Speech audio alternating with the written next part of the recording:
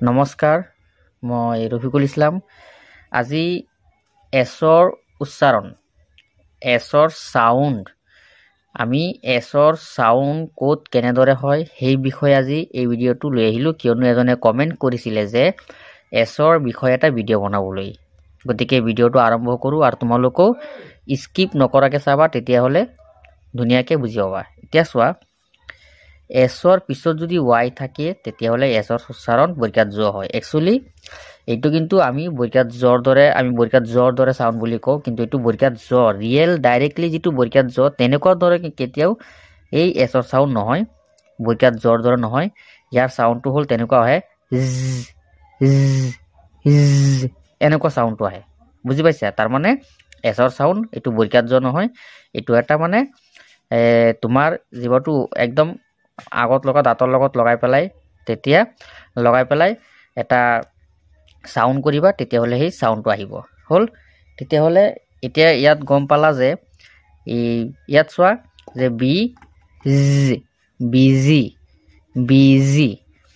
EASY, easy, CHOOSY, চুজি, বুজি পাইছা?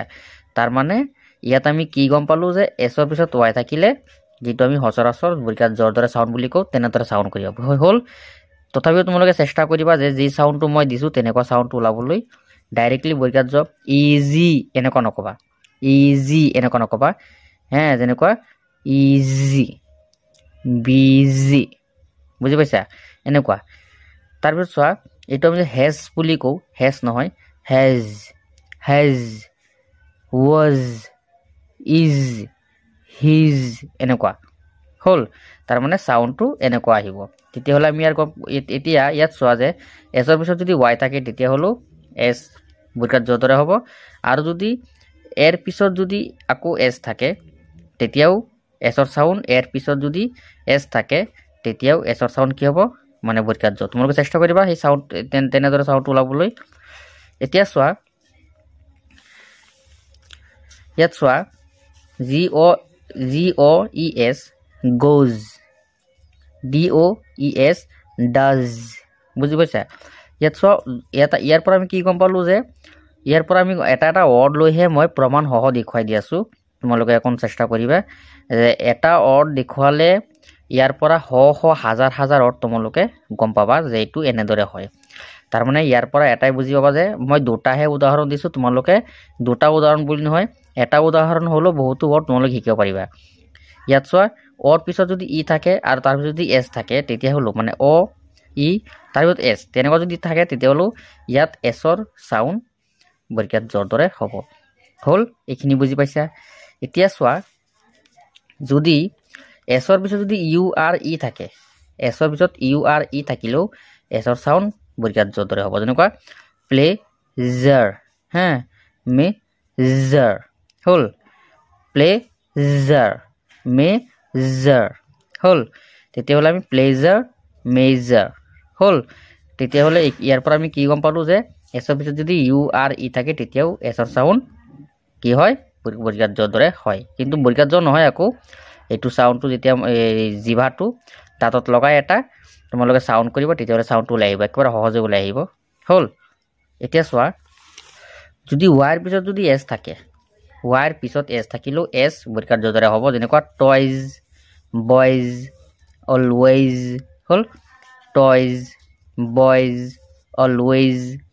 ইয়াৰ পৰা আমি কি গম পালোঁ যে ৱাইৰ পিছত যদি আকৌ এছ থাকে তেতিয়াও কি হ'ব, যে এছৰ চাউণ্ড বৰ্গাত দৰে আহিব। আগত কি পাইছিলোঁ যে এছৰ আগত মানে ৱাই পিছত থাকিলেও এছৰ চাউণ্ড বৰ্গাত জ হয়, আকৌ ৱাইৰ পিছত যদিও এছ থাকে তথাপিও কি হৈ যাব, এছৰ চাউণ্ড বৰ্গাত জৰ দৰে হ'ব।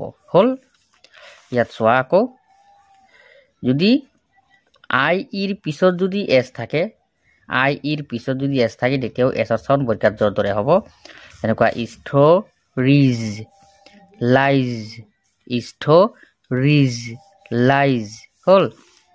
আৰু এটা চোৱা, যদি VCB কোনো ৱৰ্ড যদি VCB পেটাৰ্ণত থাকে, VCB পেটাৰ্ণত থাকিলে তেতিয়াও যদি চিৰ ঠাইত যদি এছ থাকে, চিৰ ঠাইত এছ, তাৰমানে তোমালোকে এইটো গম পাবা যে VCB যিটো হয়, VCB মানে হ'ল ভাৱেল কনসনেন্ট ভাৱেল তাৰ মানে আগত এটা ভাৱেল পিছত কনসনেন্ট আকৌ ভাৱেল তে আৰু এই কনসনেন্টৰ ঠাইত যদি এছ থাকে তেতিয়াহ'লে মই ইয়াত এনেকৈ লিখি দিওঁ ধৰি লোৱা ভাৱেল এছ আকৌ ভাৱেল এতিয়া বুজি পাইছা প্ৰথমটো ভাৱেল পিছত আকৌ এছ আকৌ ভাৱেল তেতিয়াহ'লেও এছৰ সাউন্ড বৰ্গাত জৰ দৰে হ'ব হল যেনেকৈ চোৱা মিউজিক ইয়াত চোৱা এইটো ভাৱেল এইটো হল এছ মানে কনসনেন্ট আকৌ ইয়াত এইটো কি ভাৱেল হল তেতিয়াহ'লে ইয়াত চোৱা বি চি বি হৈ গ'ল তেনে ঠাইত যদি এছ থাকে তেতিয়াহ'লে এছৰ উচ্চাৰণ জৰ দৰে কৰিবা মিউজিক হল ই জি ইয়াত চোৱা এইটো প্ৰথমত ভাৱেল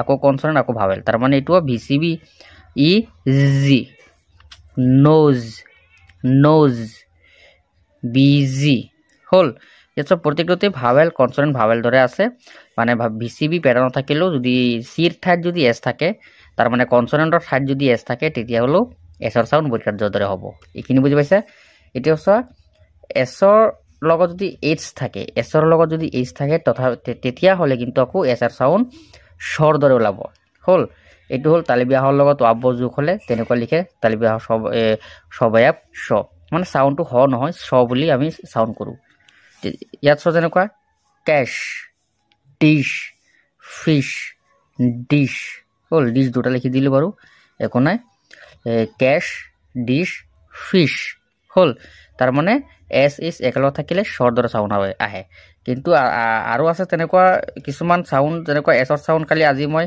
এই এছৰ সাউন্ড খালি আজি তোমালোকক বৰ্গাত জ আৰু স্বৰ দৰে ক'ত ওলাই তেনেদৰে দেখুৱাই দিছো আৰু এছৰ সাউন্ড য'ত দ্বিতীয় ছ হয় সেইবিলাক তোমালোকে জানাই চাগে যেনেকুৱা ইয়াত চোৱা যদি তোমালোকে যেনেকুৱা এইটো যদি এনেকুৱা লিখা C S E double E C এইটো আকৌ চি হে যেনেকুৱা ষ্টপ হে যেনেকুৱা আকৌ হিষ্টৰী এইবিলাকত কিন্তু এছৰ সাউন্ড দ্বিতীয় স্বৰৰ দৰে হৈ আছে হল বুজি পাইছা কিন্তু আগত দেখুৱাবিলাক যিবিলাক মই ৰুল দিছো সেই ৰুল মতে তোমালোকে পঢ়িবা তেতিয়াহ'লে গম পাবা এটা ৰুল যদি তোমালোকে ধুনীয়াকৈ বুজি পোৱা তেতিয়াহ'লে এটা ৰুলৰ পৰাই তোমালোকে এনেকুৱা বহুতো ইংলিছ অৰ্ড তোমালোকৰ শুদ্ধ হৈ যাব গতিকে আজি ভিডিঅ'টো ইমানেই ধন্যবাদ